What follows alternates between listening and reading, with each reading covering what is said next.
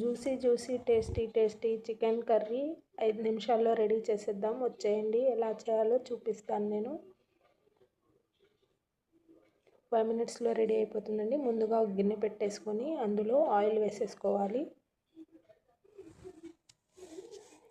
Oil వేసిన తర్వాత ఉల్లిపాయలు పచ్చిమిరపకాయలు వేసేసుకొని, నేను ఒక 2 పచ్చిమిరపకాయలు తీసుకున్నాను, 2 ఉల్లిపాయలు తీసుకున్నాను. ఆ తర్వాత దూరగా వేగిన తర్వాత అందులో అల్లం వెల్లుల్లి పేస్ట్ వేసేసుకోవాలి. ఆ తర్వాత 1/2 kg చికెన్ తీసుకున్నాను నేను. 1/2 kg చికెన్ వేసేసుకోవాలి.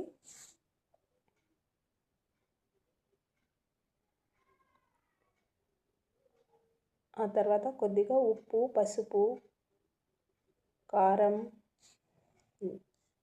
కొబ్బరి మసాలా,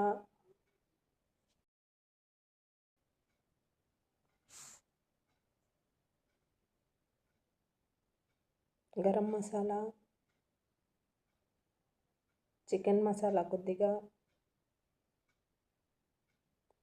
కొబ్బరి మసాలా, కొబ్బరి, ధనియాలు, లవంగ, చెక్క, యాలక్కాయలు మొత్తం కలిపి పేస్ట్ వేసాము.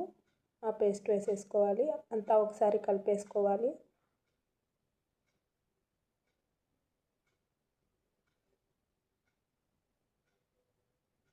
కలిపేసిన తర్వాత కొద్దిగా పెరుగు వేసేసుకోవాలండి. ఇంకేముంది, రెడీ అయిపోయింది చికెన్.